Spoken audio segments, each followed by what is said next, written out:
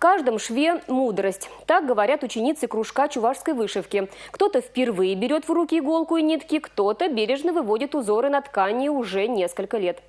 Опытные мастерицы помогают начинающим. Те, в свою очередь, добавляют в работу что-то новое. Такая вот преемственность поколений. Подробности у Екатерины Никитко. Для многих из участников кружка, скорее для всех, вышивка – это не просто орнаменты и узоры, а целая наука.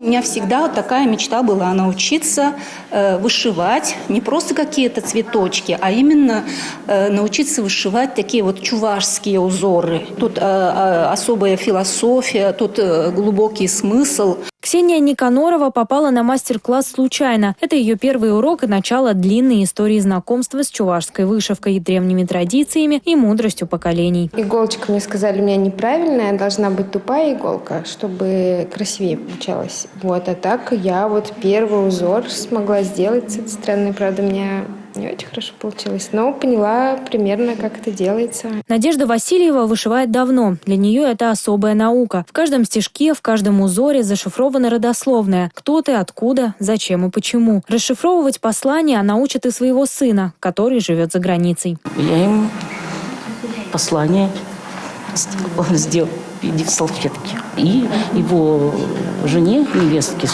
платье тоже с национальными чувашскими, и сумочку, чтобы не забывали, откуда они родом.